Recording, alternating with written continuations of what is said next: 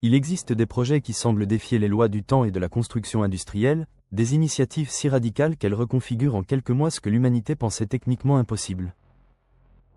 En 125 jours, une ancienne usine abandonnée de 72 000 m² a été transformée en ce que certains ingénieurs considèrent comme le superordinateur le plus puissant jamais construit.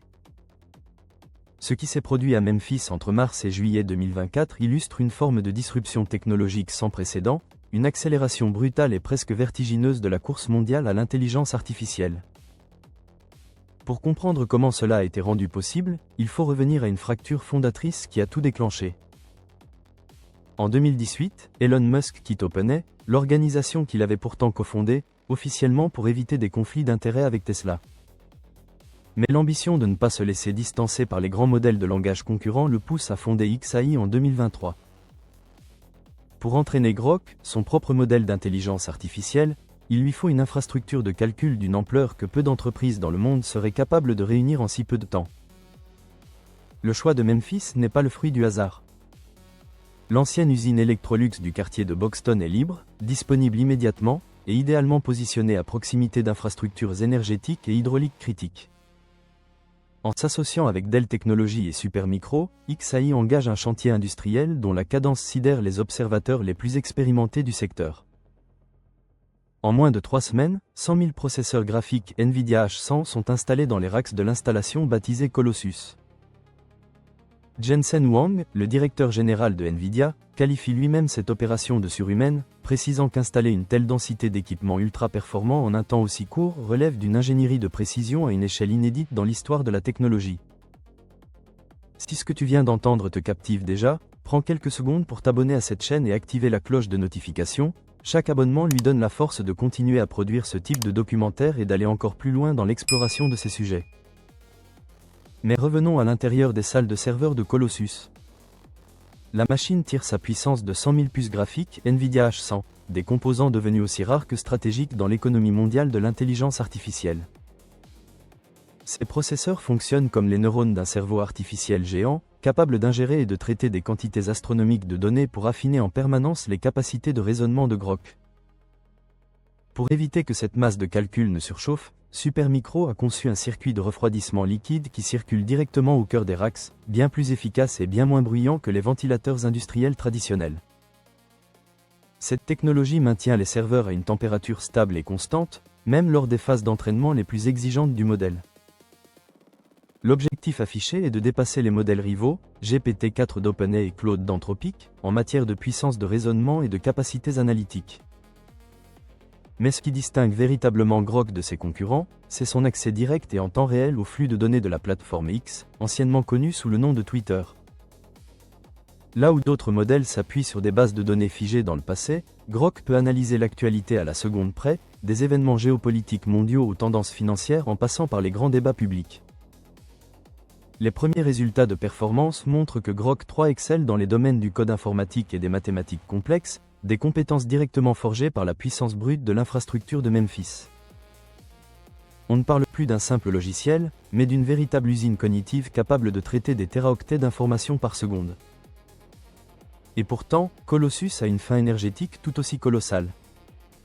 Au démarrage, l'installation ne dispose que de 8 MW de puissance raccordée, alors que le fonctionnement à pleine capacité en réclame 150.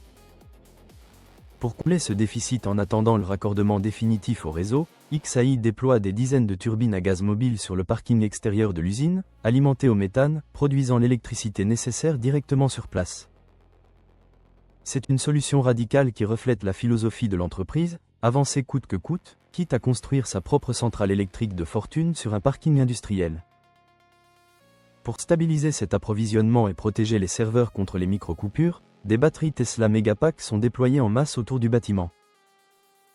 Ces blocs de stockage géants absorbent les fluctuations du réseau et restituent l'énergie de façon parfaitement lisse, préservant ainsi les processeurs de toute variation de tension susceptible de les endommager.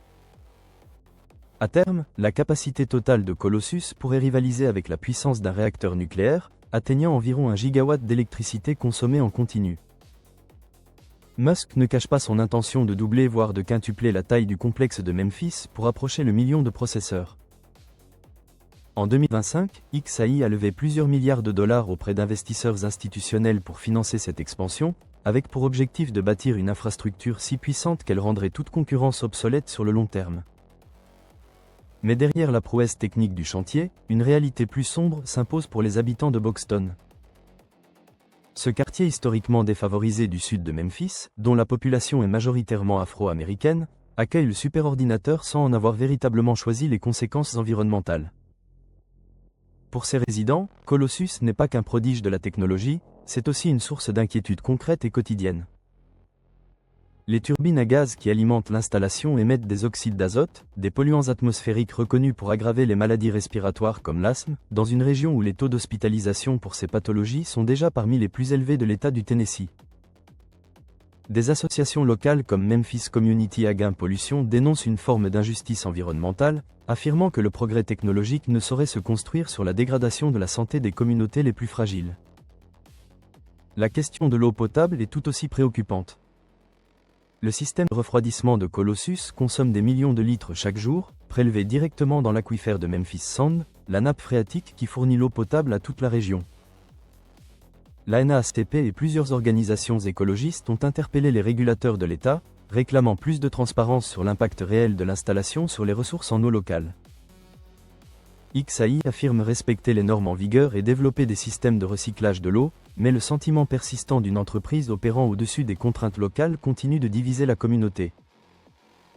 C'est le paradoxe cruel de Memphis, une ville qui héberge l'une des avancées technologiques les plus spectaculaires de l'histoire récente, mais dont les quartiers les plus proches ne savent toujours pas si cette innovation leur apportera des opportunités ou seulement des nuisances.